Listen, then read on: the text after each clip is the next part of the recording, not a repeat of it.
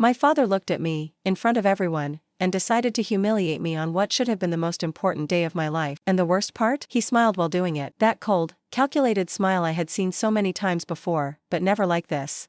Never in front of 300 people. Never on the day I graduated from medical school. Never when I was supposed to be celebrating 7 years of sacrifice, sleepless nights, and proving to myself that I was capable of achieving something truly meaningful. But I'm getting ahead of myself. To understand why what happened that Saturday destroyed not just our relationship, but a part of me I'm still trying to rebuild, you need to know who my father really is. Robert Mitchell wasn't a bad man in the traditional sense. He never hit me. Never screamed. Never came home drunk or forgot my birthday.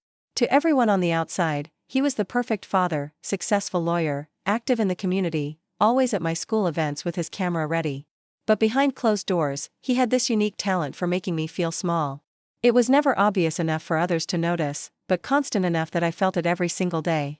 When I got accepted into medical school, his first words weren't congratulations. They were, well, it wasn't Harvard, but I suppose it's respectable enough. When I published my first research paper as a student, he read it, nodded, and said, your writing could use some work. I'll send you some books on academic writing. When I told him I was chosen to give the valedictorian speech at graduation, he paused, looked at me over his reading glasses and asked, are you sure you can handle the pressure? You know how you get nervous in front of crowds. That last comment almost made me decline the honor. Almost. Because that's what he did, he planted seeds of doubt so deep that even my greatest achievements felt hollow. My therapist later told me this was a form of narcissistic abuse. At the time, I just thought he had high standards. I thought if I just achieved more, did better, reached higher, eventually he would look at me with genuine pride. Eventually, he would say, I'm proud of you, without a qualifier. The morning of my graduation, I woke up at 5 a.m. even though the ceremony wasn't until 2 in the afternoon. I couldn't sleep. This was it. This was the moment I had been working toward since I was 8 years old and told everyone I wanted to be a doctor. I had survived organic chemistry, anatomy practicals where I literally fainted once, 36-hour shifts during clinical rotations, and a global pandemic that turned my final years of medical school into a nightmare of uncertainty and fear. I had made it. And not just made it, I had excelled. Top of my class. Multiple research publications. A residency position at one of the most competitive hospitals in the country. Even my father couldn't diminish this. Or so I thought. I spent 2 hours getting ready, trying on 3 different outfits under my graduation gown before settling on the first one. My girlfriend Sarah helped me with my makeup and kept telling me to breathe. He's going to be proud today, she said, squeezing my hand. He has to be. You're incredible. Sarah had never met my father. She'd heard the stories, seen me cry after phone calls with him, but she'd never witnessed it firsthand. I'd kept them separate intentionally. Some part of me was protecting him, I realize now. Protecting his image. Making excuses for his behavior. He just wants the best for me, I'd say. He pushes me because he believes in me, the lies we tell ourselves to survive. The ceremony was being held in the university's grand auditorium, a beautiful historic building with stained glass windows and oak paneling that made everything feel more important, more sacred. My mother arrived first, crying before she even reached me, pulling me into a hug so tight I could barely breathe. My baby doctor, she kept saying. My brilliant, beautiful baby doctor. She had always been the counterbalance to my father's coldness. Where he criticized, she encouraged. Where he doubted, she believed. But she was also trapped in her own way. Always making excuses for him, always asking me to understand his perspective, to be patient with him. My younger brother Jake came with her, looking uncomfortable in his suit but grinning at me with genuine happiness. You did it, sis, he said.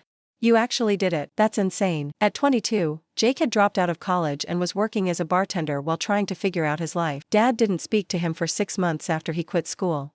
It was one of the reasons I couldn't fail. Someone had to be the success story. Someone had to make him proud. My father arrived 15 minutes before the ceremony started, alone, walking with that confident stride he had, the one that made people naturally move out of his way. He was wearing his expensive navy suit, the one he wore to important court cases. His silver hair was perfectly combed. He looked every bit the distinguished patriarch. When he reached us, he kissed my mother's cheek mechanically, nodded at Jake, and then turned to me. For a moment, just a moment, I saw something in his eyes that looked like pride. My heart leaped. Well, he said, looking me up and down, you look presentable. Try not to stumble over your words during your speech. You have a tendency to rush when you're nervous. And just like that, the moment was gone. But I pushed it down. I had become excellent at pushing things down. I'll do my best, Dad, I said quietly. Your best, he repeated, and something about the way he said it made my stomach clench. Then he smiled that smile. We'll see if your best is good enough today. Sarah grabbed my hand and squeezed it hard. I could feel her anger radiating off her, but she stayed silent. What could she say? What could anyone say? The ceremony began beautifully. The dean gave an inspiring speech about the graduating class overcoming unprecedented challenges. Several professors were honored, awards were distributed. And then it was time for the valedictorian speech. My speech. I walked to the podium on shaking legs, and for the first few seconds, I couldn't speak. I just looked out at 300 faces, classmates, professors, families, all waiting. I found my mother in the third row, crying again. Jake gave me a thumbs up. Sarah was recording on her phone, beaming with pride. And my father sat perfectly still, his face completely neutral, his arms crossed over his chest. I began to speak, the speech I had written and rewritten 20 times over the past month. I talked about resilience, about choosing medicine because we wanted to heal not just bodies but the world around us. I shared a story about a patient I met during my pediatrics rotation, a 7-year-old girl with leukemia who taught me more about strength than any textbook ever could. I quoted Oliver Sacks and Maya Angelou. I made people laugh twice and saw several people wiping tears. It was going perfectly. Better than perfectly. I could feel the audience with me, connected, engaged. As I reached my conclusion, I made a decision. An impulsive, vulnerable decision that I would replay in my mind 1,000 times afterward, wondering why I did it, why I opened that door. I deviated from my written speech. I want to take a moment, I said, my voice breaking slightly, to thank my father.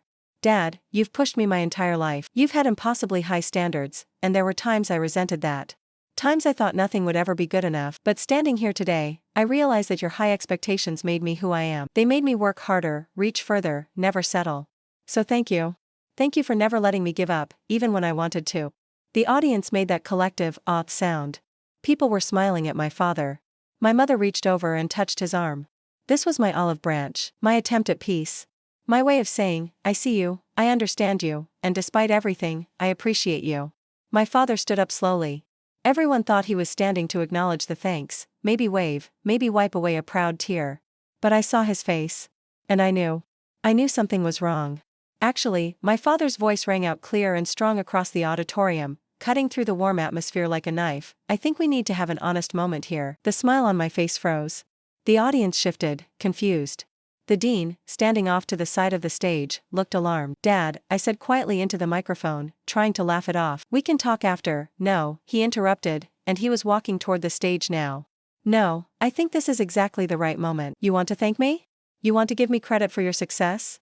He reached the stairs and began climbing them. 2 faculty members moved to intercept him, but he waved them off with that authoritative lawyer gesture that made people instinctively obey. He walked right up to the podium, right next to me, and I stepped back instinctively. My heart was pounding so hard I thought everyone could hear it. My father looked out at the audience with that same calm, controlled expression. When he spoke, his voice was measured, almost conversational. It made what he said so much worse. My daughter wants to thank me for pushing her, he began, for having high standards. And she's right, I did push her. Do you want to know why? Because I had to. Because without my constant pressure, without me riding her every single day of her life, she would have been mediocre. Average. Forgettable. I heard gasps from the audience. My mother stood up, saying his name, Robert, stop, but he ignored her. She talks about resilience and strength, but let me tell you what I know. I know that in her sophomore year, she called me crying, saying she wanted to quit, said it was too hard. Too much pressure. I told her absolutely not. I told her quitting wasn't an option I raised, and she would finish what she started or I wouldn't pay another cent of tuition. So she stayed. Not because she was strong. Because I didn't give her a choice. Tears were streaming down my face now, but I was frozen, completely frozen. I couldn't move, couldn't speak, couldn't do anything but stand there while he dismantled me. She mentions this pediatrics rotation like it was some transformative experience. You know what she didn't mention? That she came home afterward and had a breakdown that lasted 3 days. That I found her in her apartment, hadn't showered, hadn't eaten, saying she couldn't do this anymore. That she was going to kill someone with her incompetence. You know what I told her? To stop being dramatic, to grow up. And she did. Not because she had some internal strength, because I forced her to. My brother Jake was moving through the crowd toward the stage now, but security had finally gotten themselves together and were approaching my father from both sides. She's graduating top of her class, my father continued, his voice rising now, the control starting to crack. And you're all here celebrating her like she's some kind of inspiration. But I'm the one who made this happen. Every single achievement, every award, every success, that's me. That's my work, and she can't even acknowledge it honestly. She has to wrap it in this sentimental nonsense about high expectations and never giving up. The truth is, without me, she'd be nothing. Nothing. Security reached him then, one guard on each arm. The dean was rushing to the microphone.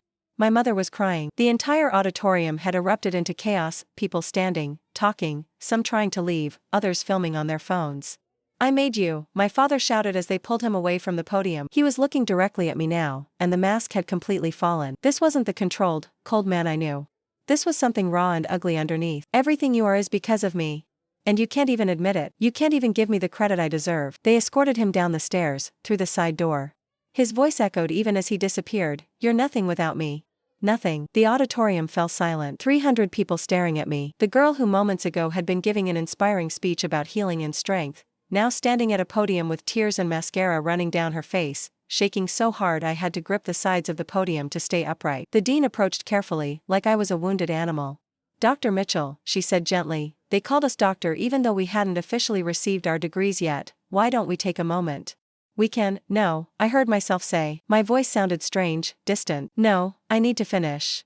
"Sweetheart, I don't think I need to finish," I repeated, and something in my voice made her step back. I looked out at the audience. At the faces full of pity and shock and awkward discomfort. At my mother, who had collapsed into her seat, her face buried in her hands. At Jake, who had stopped halfway to the stage and was staring at me with this expression of pure helplessness. At Sarah, who was crying, her phone forgotten in her lap.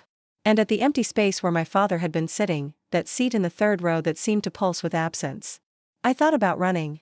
Just leaving the stage, leaving the building, leaving everything behind. I thought about all the times I had made myself smaller to accommodate his ego. All the times I had swallowed my hurt, buried my anger, convinced myself that his cruelty was somehow love in disguise. All the times I had failed to stand up for myself because I was so desperate for his approval. Something broke open inside me then. Not broken like shattered, broken like a door finally opening after being locked for years. "My father is wrong," I said into the microphone, and my voice was steady now, clear. "He's wrong about me, and he's wrong about himself." The murmuring in the audience stopped. Everyone leaned forward. I didn't stay in medical school because he threatened to cut me off financially. I stayed because I took out loans. I stayed because I got 3 part-time jobs. I stayed because I decided that I wanted this more than I wanted to escape his control. Yes, I called him crying sophomore year.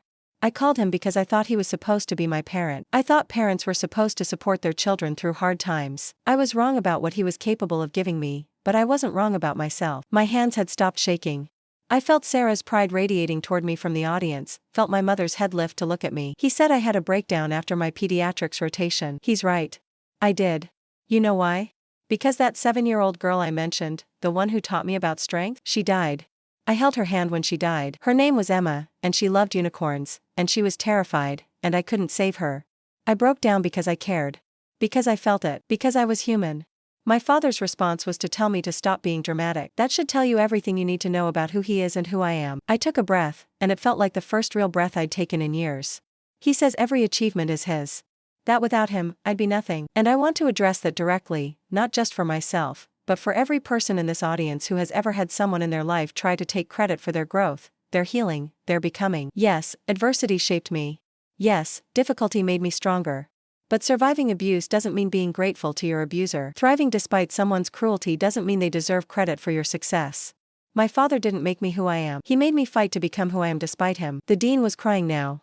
I saw several of my professors with their hands over their mouths. My classmates were starting to stand, one by one. I am graduating today with the highest honors. I matched into a residency program that receives thousands of applications for 15 positions.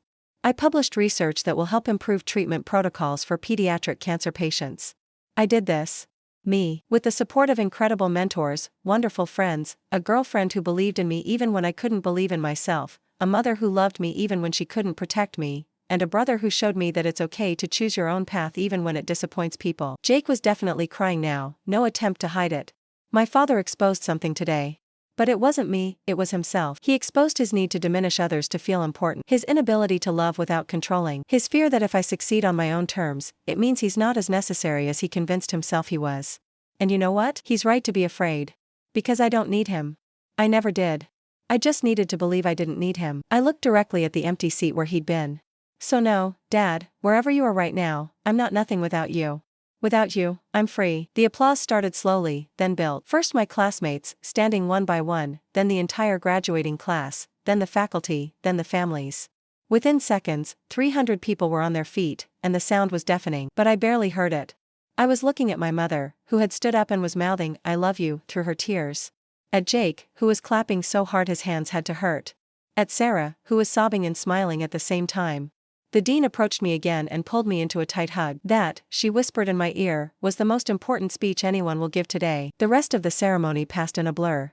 I returned to my seat, and my classmates patted my back, squeezed my shoulder, whispered words of support. We received our diplomas one by one, and when my name was called, Dr. Alexandra Mitchell, summa cum laude, the applause was thunderous again. People I had never met were cheering for me, but I felt numb, disconnected, like I was watching everything happen to someone else.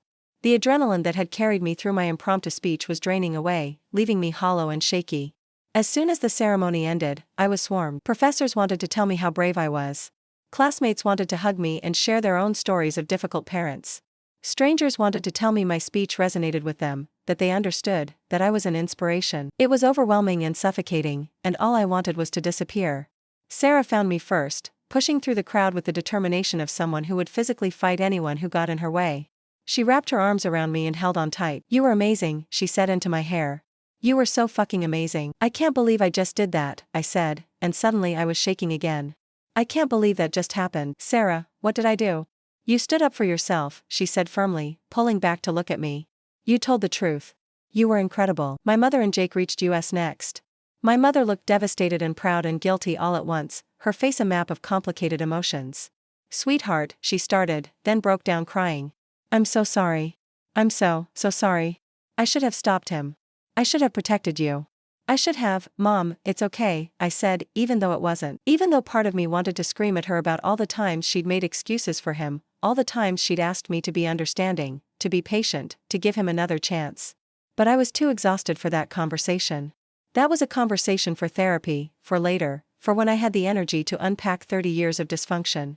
Jake didn't say anything. He just hugged me, and I could feel him trembling. My 6'2", tattooed bartender brother who tried so hard to be tough was shaking like a leaf. "I'm sorry he did that to you," he finally said. "I'm sorry he's like this. I'm sorry we couldn't. It's not your fault," I told him. "None of this is your fault." We stood there in a small circle, the four of us, while the celebration continued around us. Graduates taking photos with their families, people laughing and crying happy tears, the normal, healthy joy of a graduation ceremony. Everything my graduation should have been. "Where did he go?" I finally asked. My mother flinched. "I don't know. He left after they took him out. He won't answer his phone." "Good," I said, and I meant it. "I don't want to talk to him. Not today. Not for a long time." "He'll want to apologize," my mother said quietly. "He'll want to explain." "No," I said, and my voice was harder than I'd ever used with her. "Mom, no.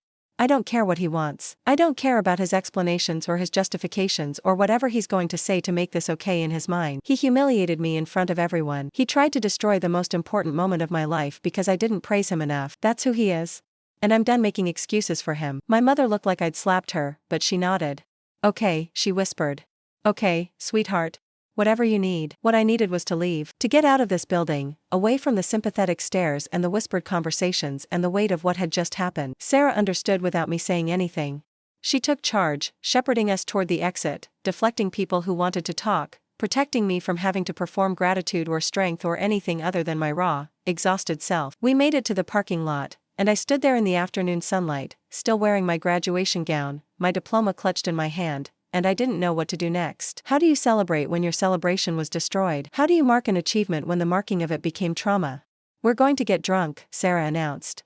"Not like fun drunk, like therapeutic drunk. We're going to go back to our apartment, we're going to order too much food, and we're going to process this absolute dumpster fire of a day." "I love that plan," Jake said immediately. "Mom?" I looked at my mother, who still seemed shell-shocked. "Please come. I need you there." She nodded, wiping her eyes. Of course I'll come." So that's what we did. The four of us crammed into Sarah's car and drove to the apartment we shared, and we ordered pizza and Thai food and Indian food because we couldn't decide and didn't care.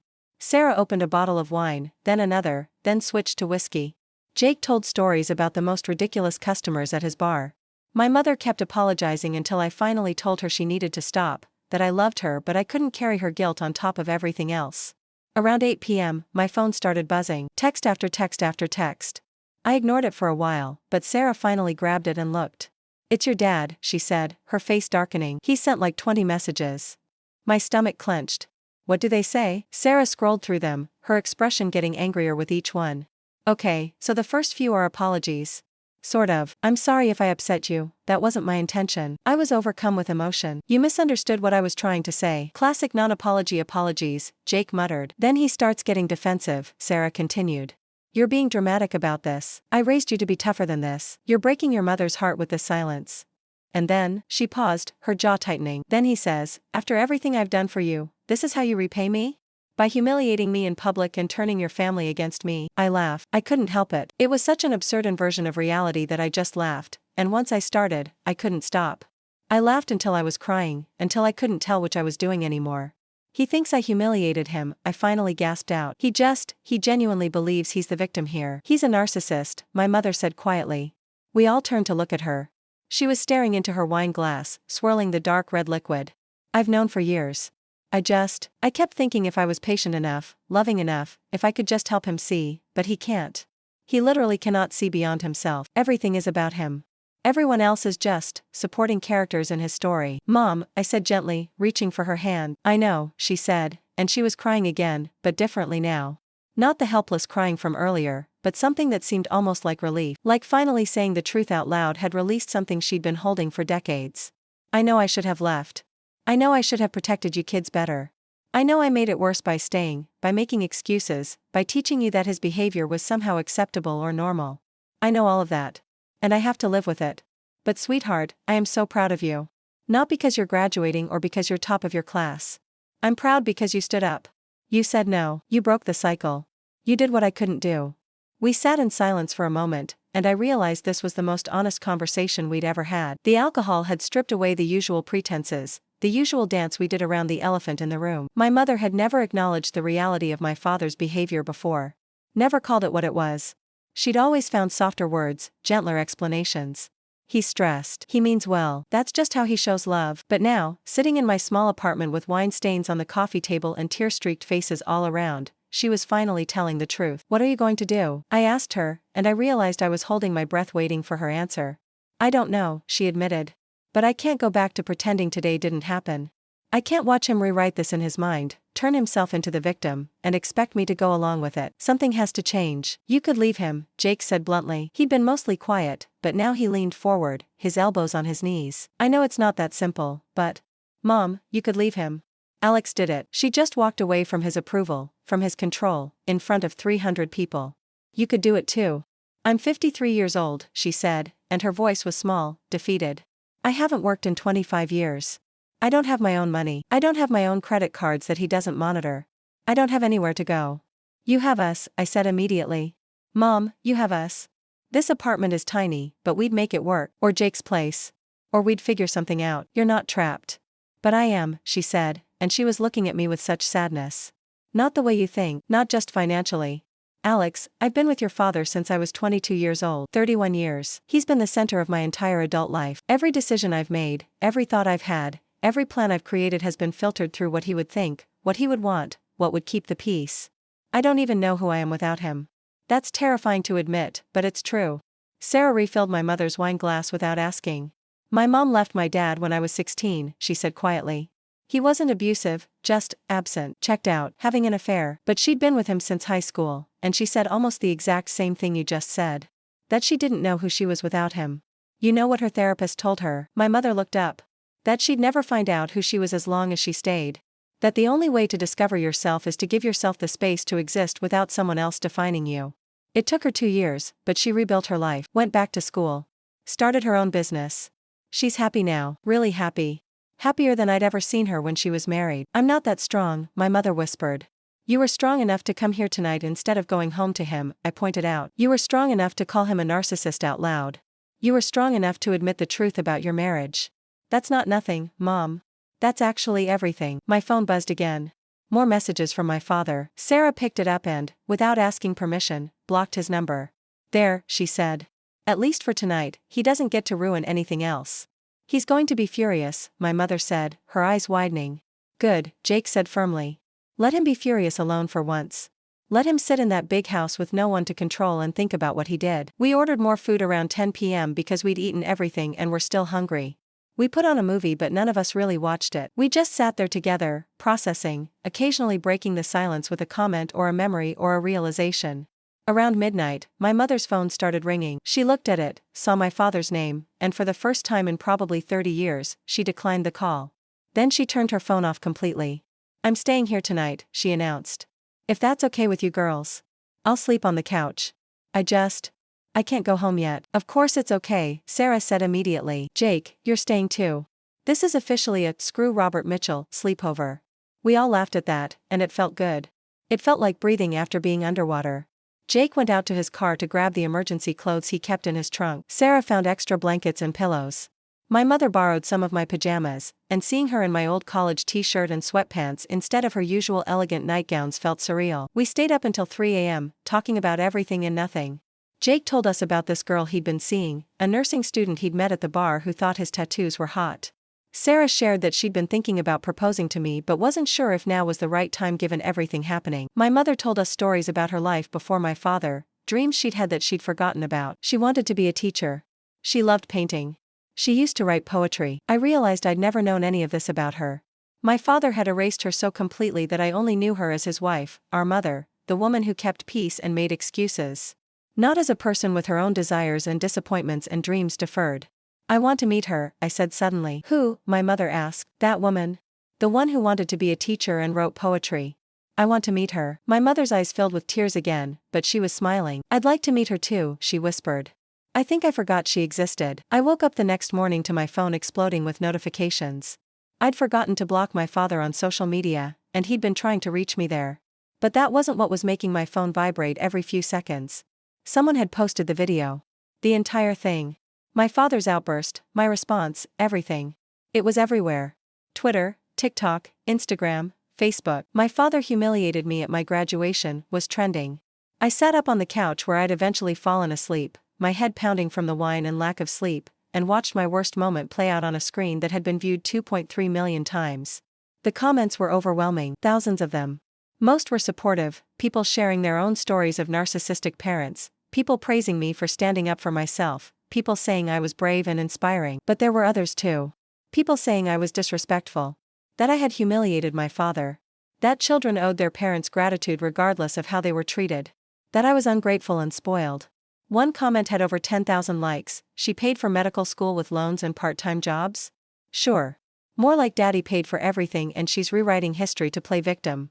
Typical entitled generation. I felt sick. Sarah found me there 20 minutes later, scrolling through comment after comment, my anxiety spiraling. "Stop," she said firmly, taking the phone from my hands.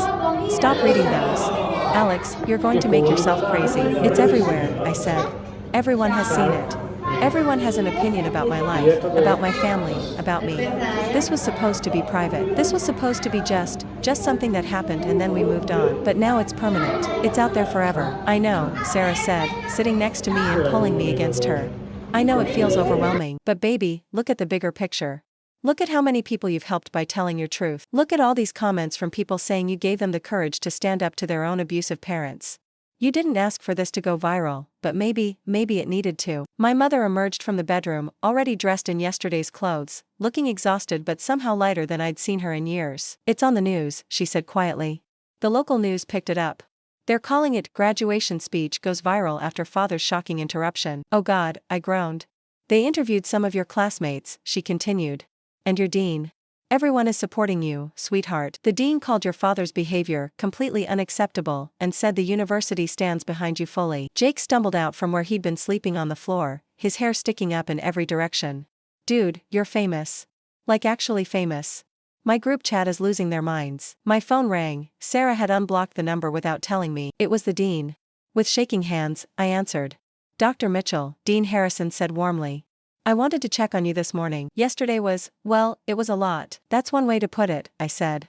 "I also wanted you to know that we've had several media outlets reach out asking to interview you. The Today Show, Good Morning America, some podcasts. Obviously, you're under no obligation to speak to anyone, but I wanted to make sure you heard it from me first." My stomach dropped. The Today Show wants to interview me? They do. So does your residency program director, actually, but for different reasons. She called me personally to say that what happened yesterday only reinforced their decision to accept you. She said, and I quote, "Anyone with that much courage and self-awareness is exactly the kind of doctor we want." I started crying again. I seem to only have two settings now, numb or sobbing. I also want you to know, Dean Harrison continued, that we're issuing a formal statement supporting you and condemning your father's actions. What he did was harassment, and he's been banned from all university properties indefinitely. Thank you, I managed to say. He's already tried to spin this, you know, she said, and her voice hardened. He called the university this morning claiming you had a mental breakdown on stage and that he was trying to help you. That you've always been unstable. Rage flooded through me, burning away the tears. Of course he did. We told him, in no uncertain terms, that we have video evidence of the entire incident and that his version of events is contradicted by 300 witnesses. After I hung up, I sat there processing everything. My father wasn't just trying to rewrite history in his own mind, he was trying to rewrite it publicly. He was trying to destroy my credibility before my career even started. What are you thinking? Sarah asked carefully. I'm thinking I need to tell my side of the story, I said slowly. I'm thinking that if I stay silent, he controls the narrative. But if I speak up, if I tell the truth about what it was really like growing up with him. You don't owe anyone your trauma, my mother interjected. You don't have to justify yourself to strangers. I know I don't have to, I said. But maybe I want to. Not for them, for me. For every version of me that stayed silent, that made excuses, that accepted his treatment as normal. Sarah squeezed my hand. Then we support you. Whatever you decide. By noon, my father had left 17 voicemails on my mother's phone. She turned it back on briefly and immediately regretted it. We listened to them together, a collective exercise in horror. The first few were concerned, he was worried about her, about where she was, why she wasn't answering. Then they turned angry, how dare she abandon him, make him look bad, side with our ungrateful daughter. Then manipulative, he loved her, he needed her, he was falling apart without her. The last one was chilling. His voice was calm, controlled, almost pleasant. I know you're with her. With Alexandra. And that's fine. Let her poison you against me. Let her tell you whatever lies she's convinced herself are true. But remember, when you come home, and you will come home, I'll be here. I'm always here. Because unlike our daughter, I don't abandon my family. I'll be waiting. My mother's hands were shaking. He's not going to let this go, she said. He's going to make this as difficult as possible. Then maybe, I said carefully, it's time to talk to a lawyer. The word hung in the air. Lawyer meant serious. Lawyer meant permanent. Lawyer meant divorce. I can't, my mother whispered. But she didn't sound convinced anymore. She sounded scared, which was different. Fear meant she was considering it. You can, Jake said firmly. Mom, you absolutely can. We'll help you. He'll destroy me, she said. He'll take everything. The house, the money. That's what he does, he wins. He always wins. Not this time, I said. Not if we fight back. The lawyer's office was in a modest building downtown, nothing like the prestigious firm where my father worked. My mother had insisted on that. She didn't want anyone who might know him, who might be influenced by his reputation. Her name was Patricia Chen, and she specialized in high-conflict divorces involving financial abuse and narcissistic partners. I've seen the video, Patricia said as soon as we sat down. She was in her early 50s, with kind eyes and a no-nonsense demeanor.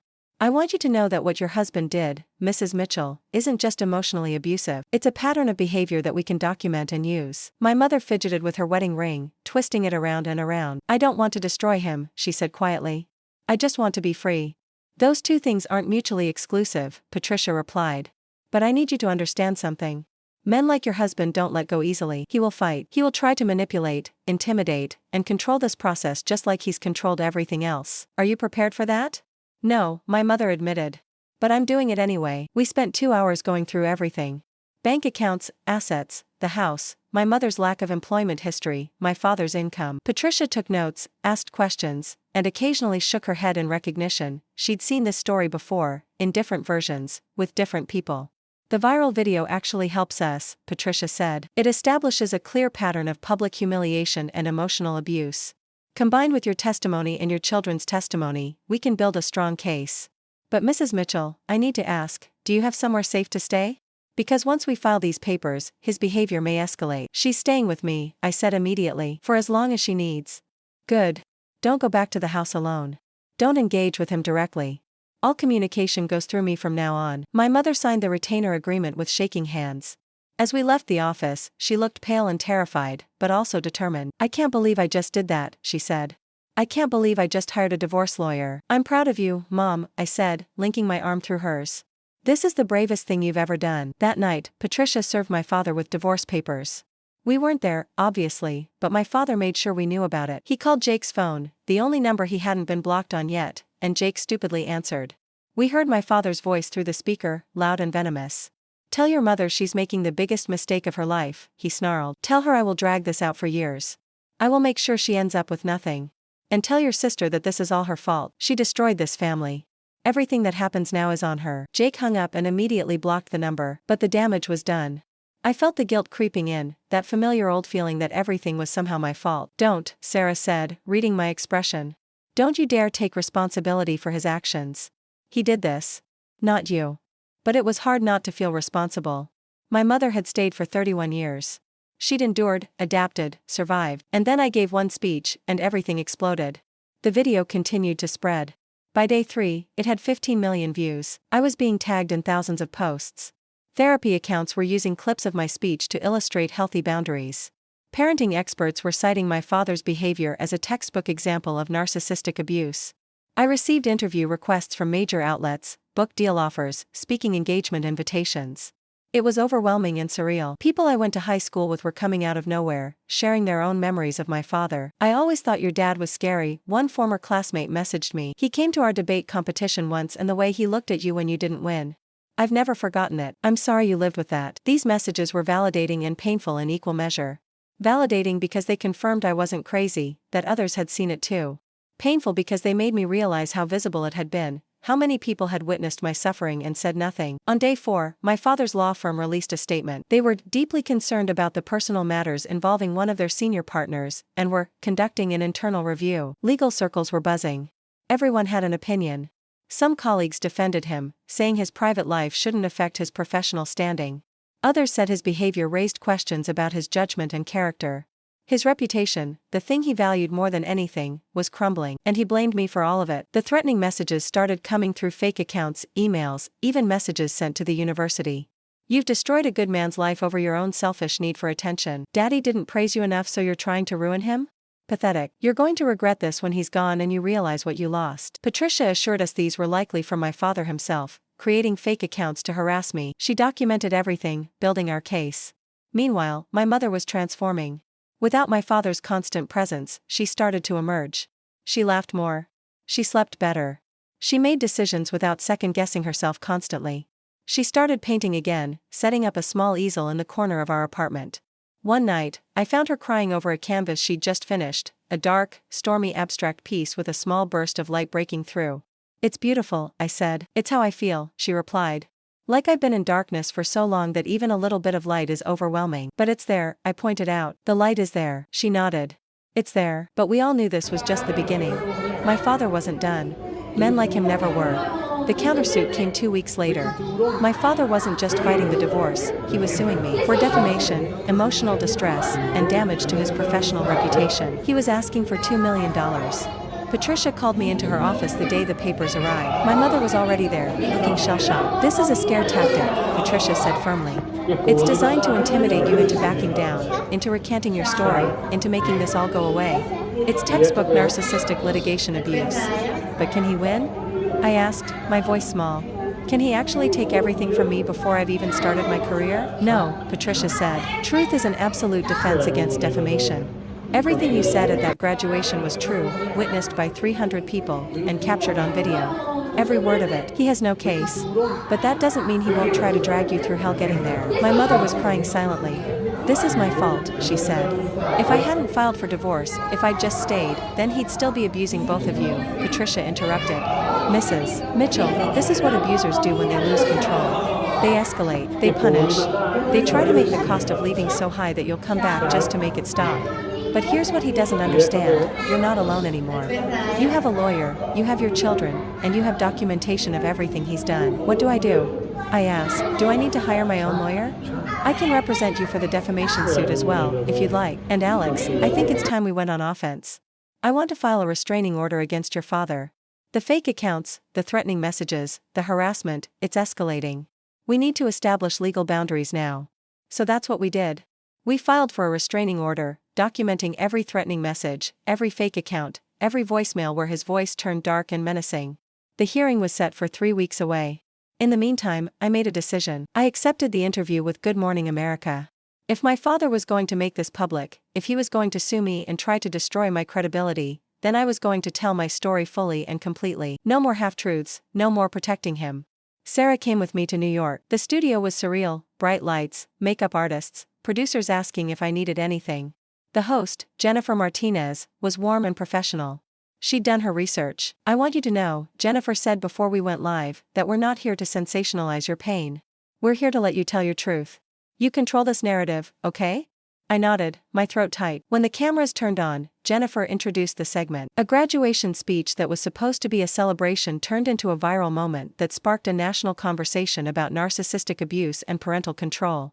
Dr. Alexandra Mitchell joins us now to share her story. For 15 minutes, I talked about growing up with a father who made love conditional on achievement, about the constant criticism disguised as high standards, about the erasure of my mother's identity, about the moment on that stage when something inside me finally broke open and I chose myself for the first time. "Your father has filed a lawsuit against you," Jennifer said gently. "He claims your statements were false and have destroyed his reputation. What do you say to that?" I looked directly into the camera.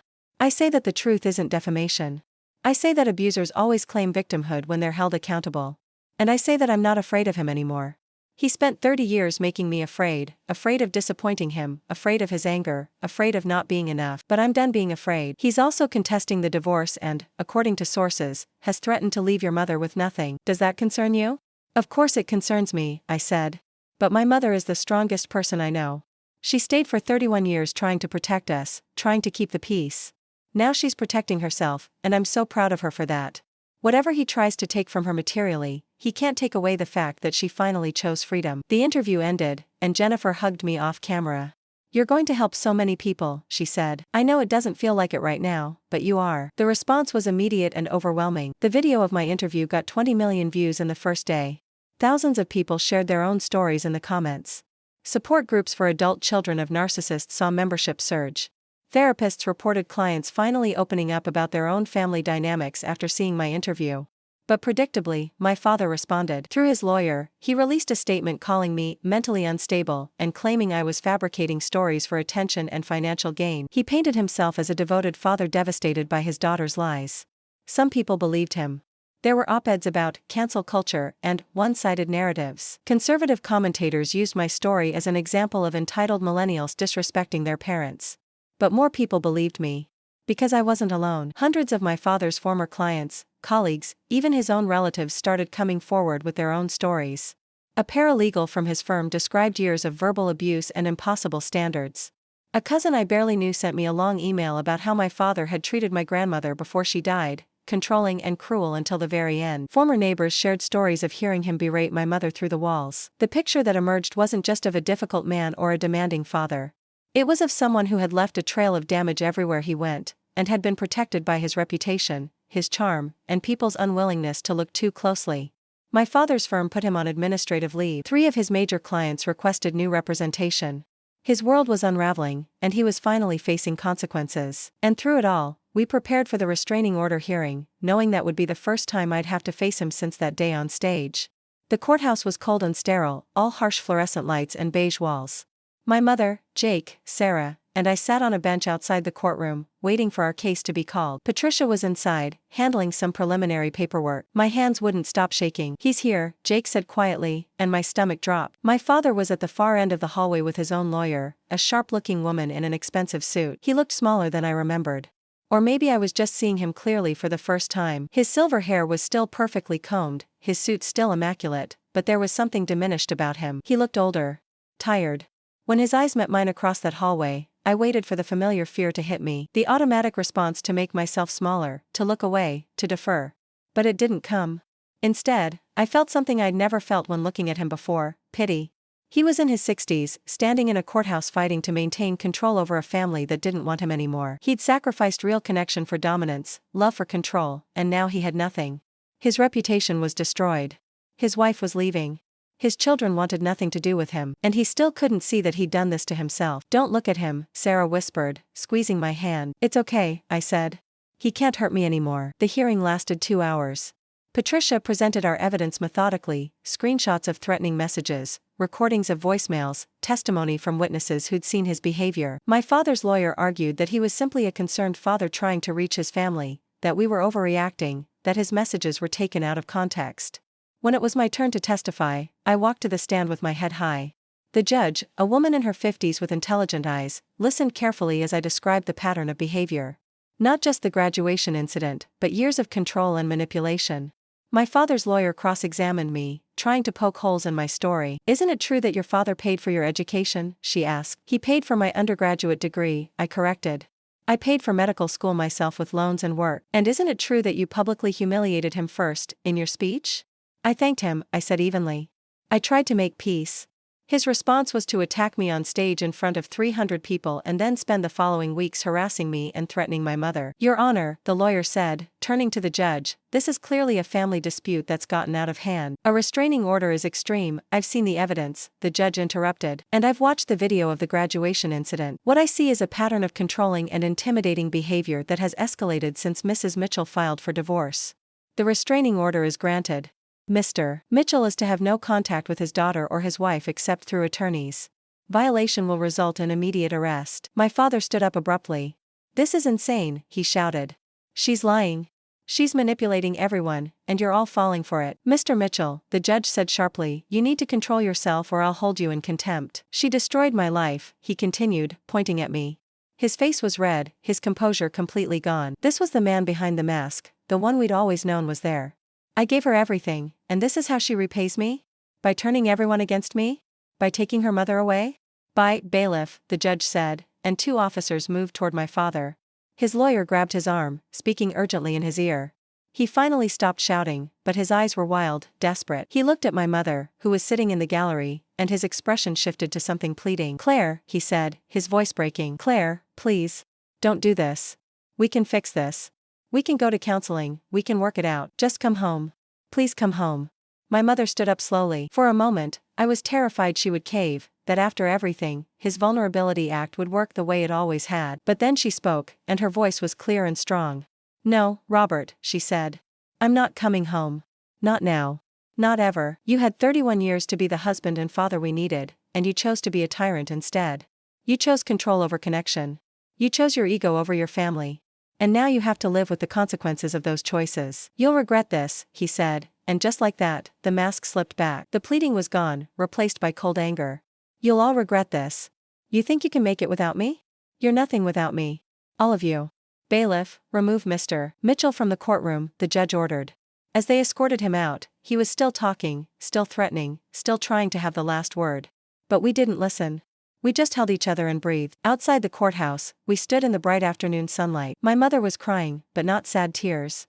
Relief tears. Freedom tears. It's really over, she said. Isn't it?